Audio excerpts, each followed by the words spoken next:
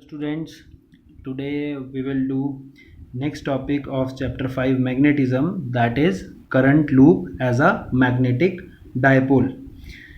इसको पढ़ने के लिए आपको कुछ याद कराना चाहता हूँ. आपने पिछले चैप्टर में पढ़ा होगा मैग्नेटिक इफेक्ट ऑफ करंट में कि एक सर्कुलर लूप की वजह से यहाँ इस पी पॉइंट पे मैग्नेटिक फील्ड लगानी है. किसी आर डिस्टेंस में कुछ मैग्नेटिक फील्ड फाइंड आउट करनी है. उस सर्कुलर लूप का रेडियस ये है. आपने डिफरेंट एलिमेंट्स लेके यहाँ मैग्नेटिक फील्ड फाइंड आउट करी थी. वो मैग्नेटिक फील्ड की वैल्यू क्या आई थी? Mu naught upon 4 pi 2i a by r cube, where a is this area of loop, that is pi into a square. ये आया था वैल्यू. तो इससे हमें क्या पता लगा था कि जो मैग्नेटिक फील्ड है that is inversely proportional to r cube. Magnetic field है वो आर क्यूब के इनवर्सली प्रोपोर्शनल है. ठीक है. और similarly electric field due to electric dipole, electric field भी फाइंड आउट करी हमने प्रीवियस यूनिट में. Electric field due to electric dipole किसी एक्सियल पॉइंट पे किसी भी एक्सियल पॉइंट पे electric field due to electric dipole कितना आया था? 1/4 pi epsilon naught 2p by r cube.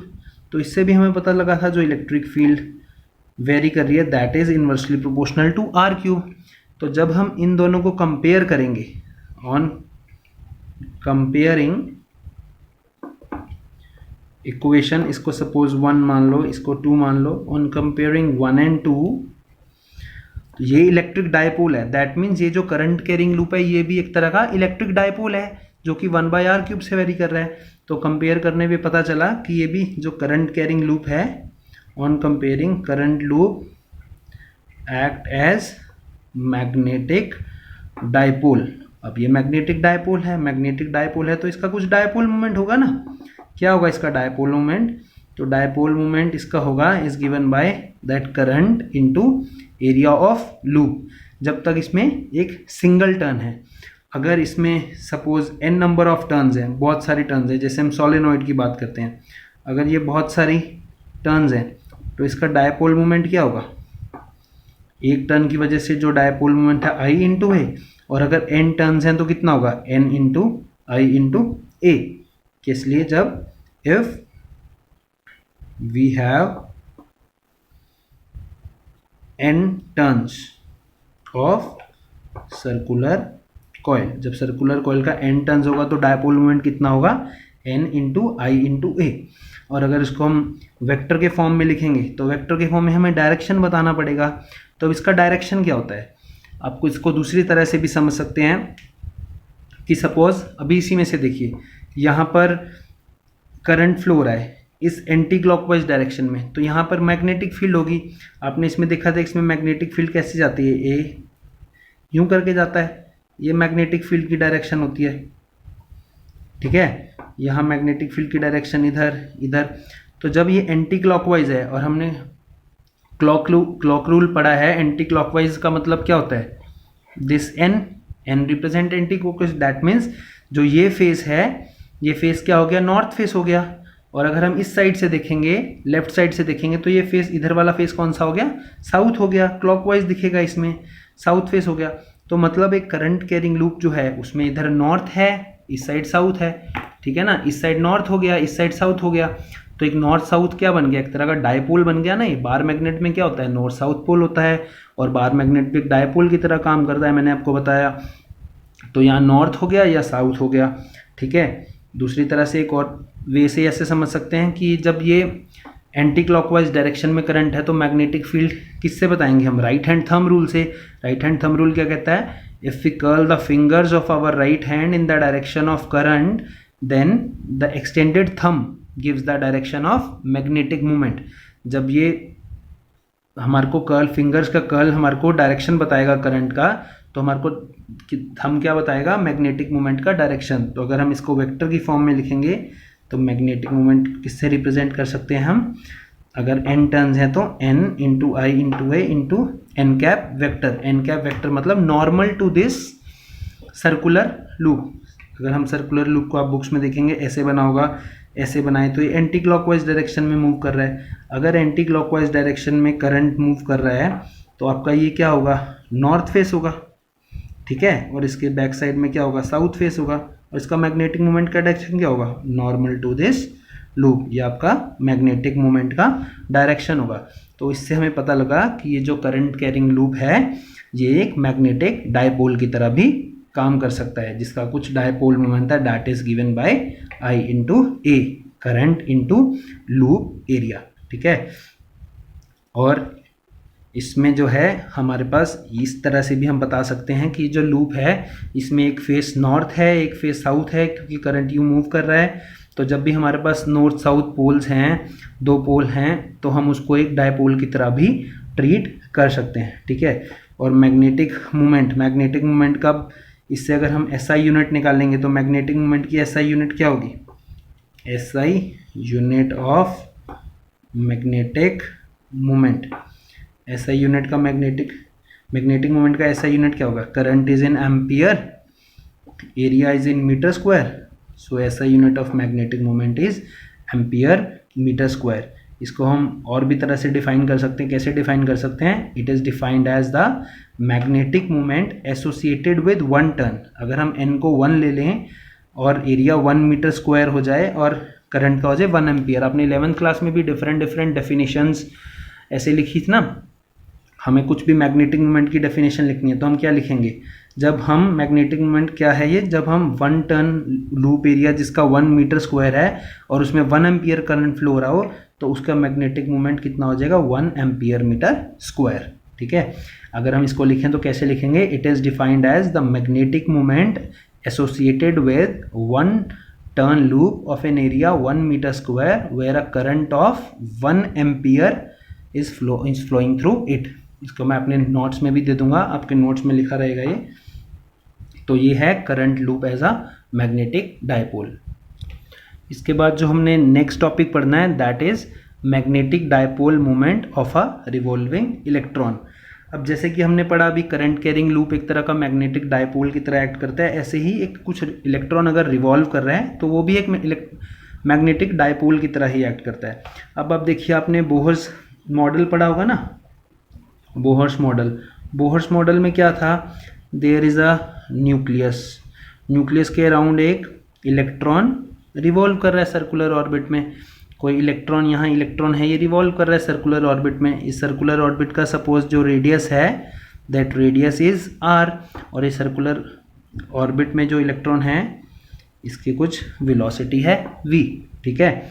अब इलेक्ट्रॉन इस डायरेक्शन में मूव कर रहा है, इलेक्ट्रॉन एंटी क्लॉकवाइज डायरेक्शन में मूव कर रहा है, तो करंट का होगा, करंट होगा क्लॉकवाइज डायरेक्शन में, एंटी क्लॉकवाइज से अपोजिट, जिस डायरेक्शन में इलेक्ट्रॉन मूव कर रहा है उससे अपोजिट डायरेक्शन में क्या होगा, अपना करंट होगा, ठीक है।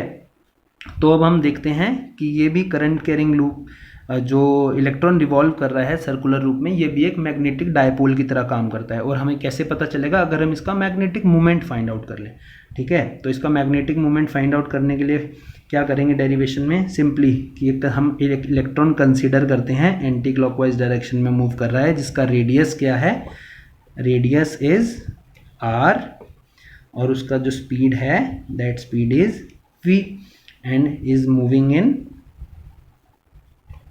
anti clockwise direction, anti clockwise direction में मूव कर रहा है, ठीक है। तो अब ये जब इलेक्ट्रॉन मूव कर रहा है सर्कुलर ऑर्बिट में एंटी क्लॉकवाइज डायरेक्शन में, तो इसमें कुछ करंट होगा। तो करंट की क्या वैल्यू होगी, करंट की वैल्यू I किससे रिप्रेजेंट करते हैं हम, चार्ज अपॉन में टाइम, इसी से करते हैं, आप सबको पता है चार्ज अपॉन टाइम। I क्या होता है, Q अपॉन T। तो चार्ज कितना है इलेक्ट्रॉन का, मैंने लिया E चार्ज है, और टाइम कितना है, कैपिटल T टाइम में ये एक सर्कुलर ऑर्बिट पूरा कर रहा है, ठीक है। अब टाइम क्या होता है बताइए, time is distance upon speed, और डिस्टेंस कितना है, ये कितना डिस्टेंस ट्रैवल कर रहा है, सर्कमफेरेंस ट्रैवल करेगा ना एक सर्कल की, तो that distance is equal to 2 pi r, और कितना स्पीड है इसका v, तो time is 2 pi r by v। और अगर मैं इसको पुट करता हूँ इस इक्वेशन में I, तो एक आएगा E upon 2 pi r into v, इतना आ जाएगा हमारे पास करंट, ठीक है। अब हमारे को मैग्नेटिक मोमेंट फाइंड आउट करने के लिए, मैग्नेटिक मोमेंट जो हम फाइंड आउट करते हैं उसके लिए हमें क्या चाहिए होता है, एम आई इंटू ए चाहिए होता है फॉर मैग्नेटिक मोमेंट। हमने आई निकाल लिया, तो हमारे पास और क्या चाहिए, एरिया चाहिए।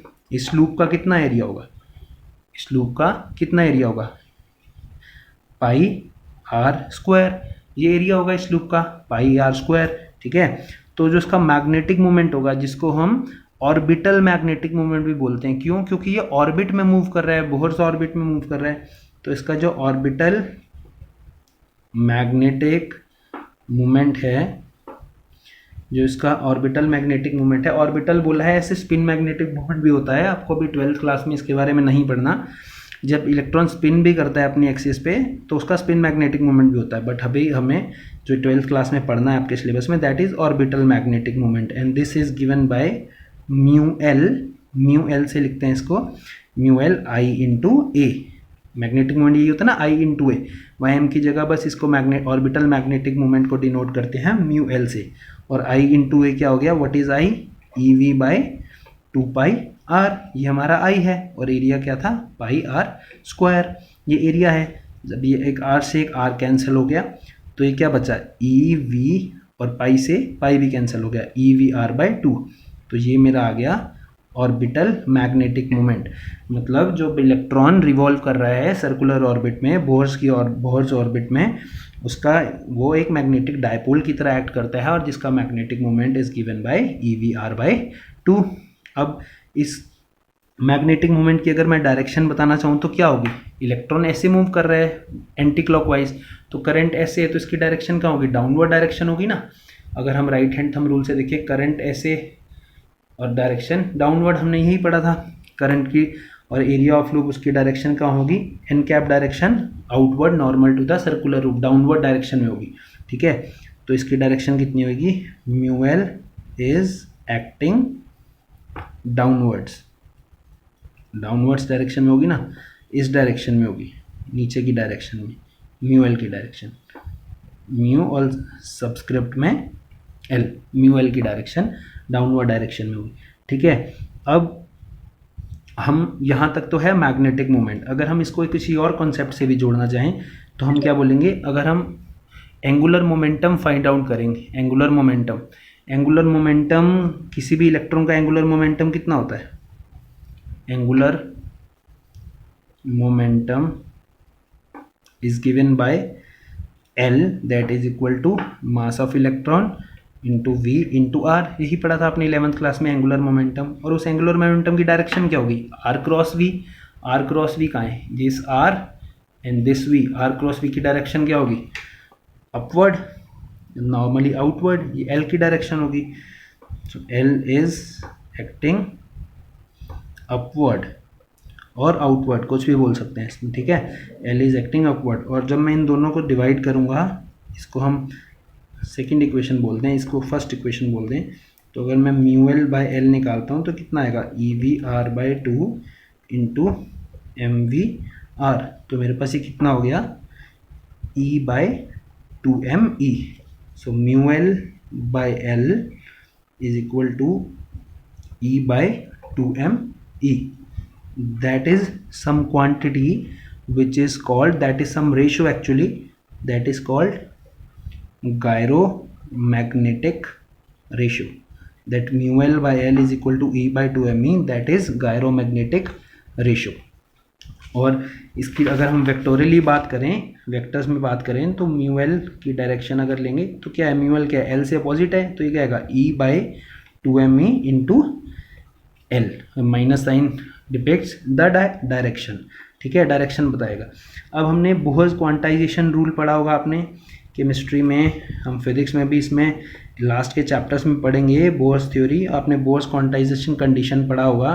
बोहर्स क्वांटाइजेशन क्या करता है कि इलेक्ट्रॉन उसी ऑर्बिट में रिवॉल्व करेगा जिसका angular momentum is equal to NH/2 pi, where N is 1 2 3 something like that. ठीक है, तो अगर हम L की वैल्यू पुट करेंगे इसका मैग्नीट्यूड में, तो ये कितना आएगा, NEH/4 पाई m, ये हो जाएगा ना। L की वैल्यू मैंने यहाँ पुट कर दी और मल्टीप्लाई कर दिया। ठीक है, तो हमारे पास मैग्नेटिक मोमेंट क्या आ गया, N इंटू EH/4 पाई m। ये भी क्या है, orbital magnetic moment of electron. This is orbital magnetic moment of electron. ये इलेक्ट्रॉन का मैग्नेटिक मोमेंट बताता है in electron in nth orbit, nth orbit में अभी, ठीक है। अगर मैं इससे एक इम्पॉर्टेंट टर्म डिफाइन करता हूँ, that is Bohr magneton. Bohr magneton एक टर्म है। अगर मैं n की वैल्यू 1 रख दूँ तो मेरा म्यू एल की वैल्यू क्या आएगी, EH/4πme, ये आ जाएगा EH/4πme। और इसको हम म्यू एल की जगह इसको म्यू बी से भी डिफाइन करते हैं, that is Bohr's magneton. Bohr's magneton होता क्या है generally, Bohr's magneton it is the magnetic moment, एक तरह का मैग्नेटिक मोमेंट है that is associated with an electron, ये इलेक्ट्रॉन के साथ एसोसिएटेड है due to its orbital motion in the first orbit. जब फर्स्ट ऑर्बिट में मूव कर रहा है तो उसके मैग्नेटिक मोमेंट को एक अलग से नाम दे दिया गया, that is called Bohr's magneton. और यहाँ पर बिल्कुल इसको ये भी कहते हैं कि यहाँ पर जो ये वैल्यू है मैग्नेटिक मोमेंट की, ये मिनिमम होती है EH/4πm, that is called Bohr's magneton.